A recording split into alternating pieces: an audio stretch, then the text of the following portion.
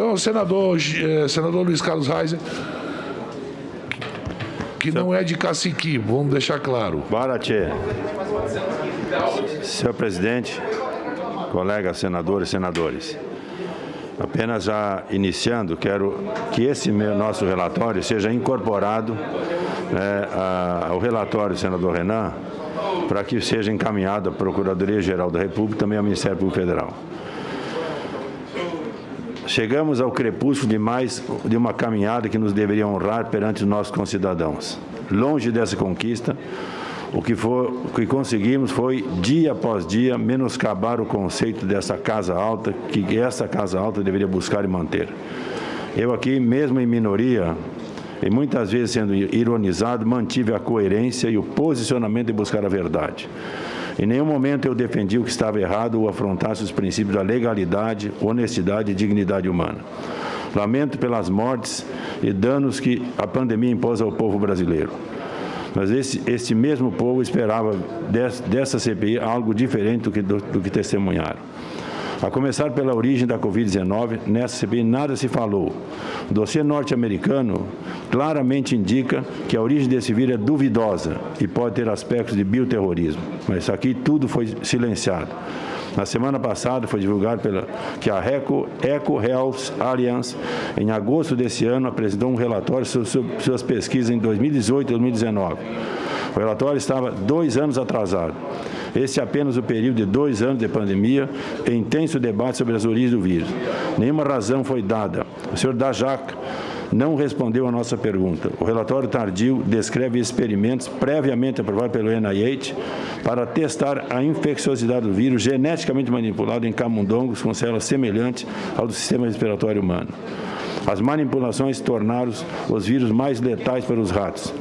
Embora o Dr. Fauci, frente à Agência Americana de Saúde, continue a insistir que isso não se encaixava na definição de pesquisa de ganho de função e não poderia ser levado à pandemia, mas certamente ele deveria ter atendido os próprios requisitos do governo norte-americano para uma supervisão mais rigorosa. Mas continuam surgindo as perguntas sem resposta sobre o Sr. Daszak e o Instituto de Virologia em Wuhan, da China. Ele estava no centro do debate público sobre a origem do vírus, o único americano nomeado para a comissão mista da Organização Mundial de Saúde e a China. O Sr. Daszak deve responder essas perguntas para o Congresso americano. Suas doações eram fundos federais e é inteiramente apropriado que o Congresso insista em responsabilidade e transparência. Ele também pode ajudar o mundo inteiro a entender o que realmente aconteceu em Wuhan. É nosso dever buscar transparência e responsabilidade também. E a CPI reiteradas vezes se negou a buscar a verdade sobre as origens dessa pandemia para assim tentarmos barrá-la em nosso país. O governo brasileiro buscou alternativas, tanto por meio de vacinas como por meio de tratamentos. Prova disso é que hoje nós temos distribuído 320 milhões de doses e aplicadas 270 milhões de doses. E no meu estado do Rio Grande do Sul já chegou, senador Girão, 18,5 milhões de doses, 2 doses para cada população vacinal. E aqui todos sabem que não é tarefa fácil, mas mesmo assim o governo não se furtou em buscar alternativas.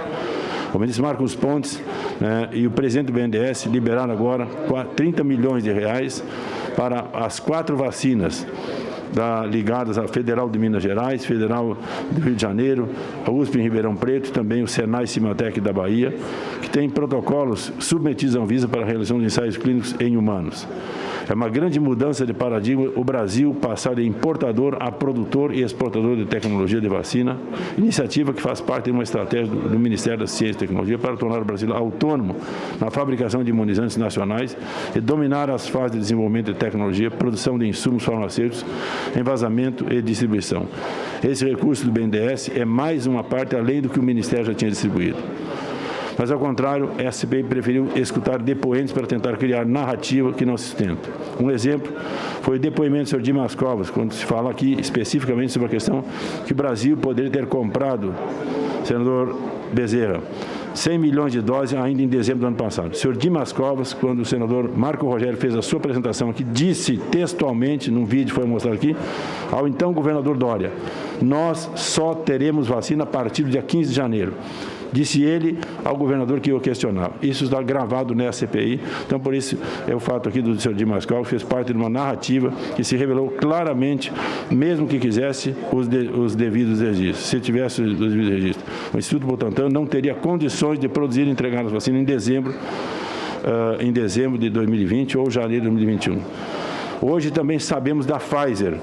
Aqui se falou em e-mails, tratativas, negociações, telefonemas, reuniões. Vendeu vacina, senador Girão, sob a promessa de remessa ainda em dezembro ou mais tardar no primeiro trimestre de 2021.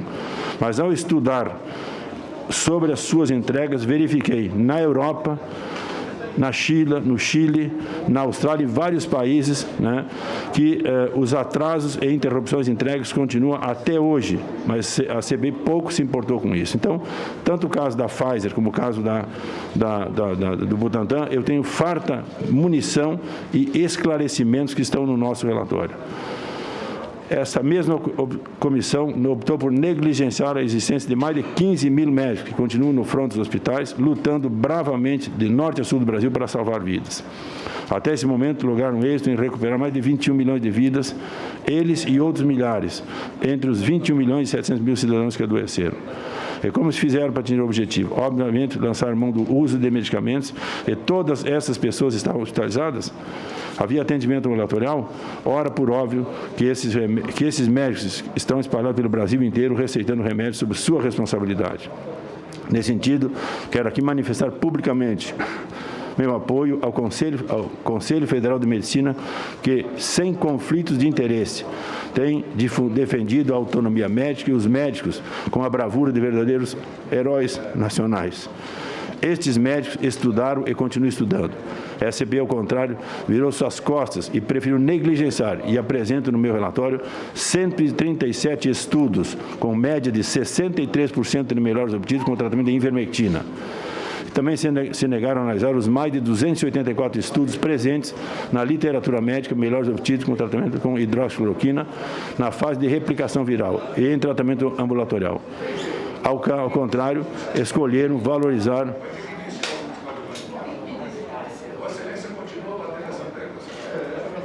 Mas isso aí não bate com a cabeça de ninguém. Posso falar, senhor presidente? O senhor pode falar. Depois da declaração do presidente, a vacina que dá AIDS, vem isso aí? Ainda vem isso aí, não. Eu quero que reponha meu tempo, senhor presidente. E eu quero que respeitem. Eu falo em nome de cientistas, não de charlatões. O que estou fazendo é isso aqui. Está no meu relatório as 284 pesquisas com hidroxicloroquina no mundo e 137 com ivermectina. Estão as pesquisas que seguramente o Ministério Público, a Procuradoria-Geral da República, irá se debruçar nos trabalhos apresentados. Não é factoides, não são narrativas. Ao contrário de escolherem valorizar um estudo que propositadamente aplicou doses letais de cloroquina em pacientes gravemente enfermos, criando caos em Manaus. Estes são os acusadores, negacionistas e que sabiam onde queriam chegar ao aplicar doses letais de cloroquina em pacientes vulneráveis. A verdade pode tardar, mas jamais vai falhar. Sinceramente, fico triste em ver que a CPI, esse instrumento constitucional tão valioso, a ponto de se equiparar a um procedimento judicial, terminou por apontar um triste finale com evidentes abusos. A nossa visão, nesta redoma, confinados nessa sala e nesse Senado, é uma. A observação exterior dos que nos acompanham é outra. Como senador, preciso dar explicações sobre meus atos. Por isso, confesso que preferi estar comemorando uma investigação que tivesse sido conduzida com um elevado espírito público, buscando evidenciar aquilo que fora proposta. Sobre modo os desvios, senador Girão, de recursos federais encaminhados aos estados. Já se disse que o assassino que ceifa a vida de uma pessoa. O corrupto ocasiona a morte de centenas, milhares de cidadãos. A CPI passou ao largo de seu objetivo, transmudando-se em tribunal de condenação prévia. Mais grave ainda, a condenação a partir de narrativas. Os quadros dos artistas são inimitáveis, assim também os escritores com suas obras. Considero desse nível o artigo de J.R. Guzzo, que recebi de meus eleitores e que se ajusta ao meu inconformismo. Tantas foram minhas tentativas para advertir o equivocado rumo que estava sendo imprimido à nossa investigação. Gostaria de celebrar de uma forma diferente, mas participei desse momento histórico nebuloso. É justo que meus co-estaduanos gaúchos saibam exatamente como me sinto. Minha passagem por essa CPI não pode ser confundida com o que foi produzido, pois que me contraponho às suas conclusões.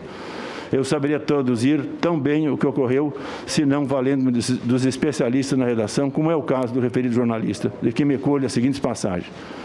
A CPI da Covid não está chegando realmente ao seu fim. Está acabando, sim, com as marcas mais deprimentes de uma agonia. Essa aberração, uma das mais alucinantes que o Congresso Nacional produziu em toda a sua história, já estava destruída por uma metástase terminal antes mesmo de começar. Foi armada para falsificar os fatos, condenar inimigos políticos e fraudar as próximas eleições presidenciais, com uma tentativa grosseira de derrubar o presidente da República e evitar a sua candidatura em 2022. Nunca teve a mínima intenção de apurar honestamente nenhum erro de combate ao Covid. Ao longo dos 6 meses em que esteve viva, foi um trem fantasma que levou o país a patamar de baixeza nunca atingido numa disputa política. Jamais apurou coisa nenhuma, ocultou crimes, comportou-se nos interrogatórios como uma delegacia policial de ditadura. Ofendeu, perseguiu e pisoteou os direitos das testemunhas como cidadãos e como seres humanos. Mentiu do primeiro e não parou de mentir até o último dia. Entregou-se de corpo e alma ao falso testemunho e às provas, que não convence um aluno do curso primário. Nem investigou coisa nenhuma, só acusou como se interrogados fossem criminosos e já tivessem condenados antes mesmo de abrir a boca. Inventou e jogou em cima do governo crimes que não existem na lei brasileira. Não teve um único momento de luz. Era natural que nessas condições que acabasse como acabou, num funeral de 3ª categoria, com seus donos se comendo entre si em uma lista de acusações oficiais integralmente miserável na sua condição e na sua consciência. Colegas, senadoras, senadores, reconheço que é um retrato forte, mas nós participamos desse espetáculo. O mínimo que nos cabe é reconhecer que o Senado Federal, essa instituição tão relevante, não poderia apresentar ao público cenas tão degradantes como aquelas ocorridas na CPI. Foi-me feita repetidas vezes essa pergunta singela. Como a CPI tem poderes judiciais, o senhor senador da República considera que é possível, em uma sala do juízo, termos audiências como que assistimos à CPI? É admissível que os juízes tratem assim seus testemunhas, os investigados, os advogados? Também é meu dever chamar a atenção da imprensa. Sua grande maioria foi gritantemente parcial, descarregando todos os dias e durante o dia todo a uma visão sectária. Quem diz isso é aquele conhecido jornalista na mesma matéria. O que sobrou de mais chocante nesse caso, na verdade, foi o comportamento que a mídia, considerada de elite, a começar pelo julgamento que ela faz de si própria, teve diante de si todo esse desastre. A imprensa brasileira, na sua grande maioria, a partir do primeiro minuto, renunciou à sua função profissional de levar ao público informações objetivas sobre os fatos ligados à investigação, de fazer suas análises com um mínimo de lógica e respeito às realidades. Em vez disso, atirou-se a uma militância política aberta, agressiva e sem freios em favor do relator e do presidente da comissão, mais os seus ajudantes de ordem, como se, no seu conjunto, fosse uma espécie de jornal oficial dos donos da CPI. Senador Reis, me desculpa, mas eu não estou ouvindo direito. Dá para falar um pouquinho mais alto? Ok. Em vez disso, atirou-se a uma militância política aberta, agressiva e sem freios em favor do relator e do presidente da comissão, mais os seus ajudantes de ordem, como se no seu conjunto fosse uma espécie de jornal oficial dos donos da CPI e do condomínio de partidos políticos interessados na sua exploração. Todo tipo de ilegalidade ou de simples estupidez cometido pelos seus acusados foi aceito sem um mínimo de olhar crítico ou mera verificação dos fatos por parte da mídia. Testemunhas foram humilhadas na frente dos jornalistas sem ouvir-se um pio. Insultos grosseiros foram tratados como se fossem perguntas legítimas. Publicou-se com a maior seriedade do mundo que um dos crimes cometidos pelo presidente da República foi permitir ou ter incentivado a distribuição de kits com cloroquina. Um tratamento absolutamente legal e publicamente reconhecido como válido pelo Conselho Federal de Medicina. Como assim crime?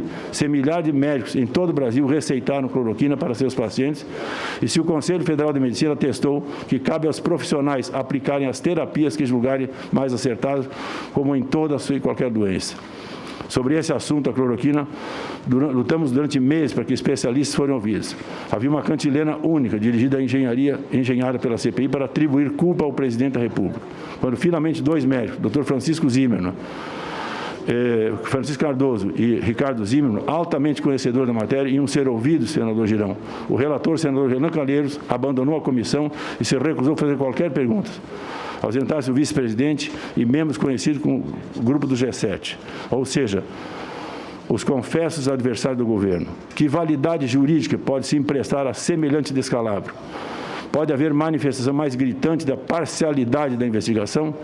Tivessem permanecido, teriam ouvido dos depoentes a afirmação que é minha também. Ninguém é contra a vacina. Não se pode confundir prevenção com tratamento. A vacina e os fármacos são complementares. Diversos senadores, inclusive, confessaram ter usado a cloroquina.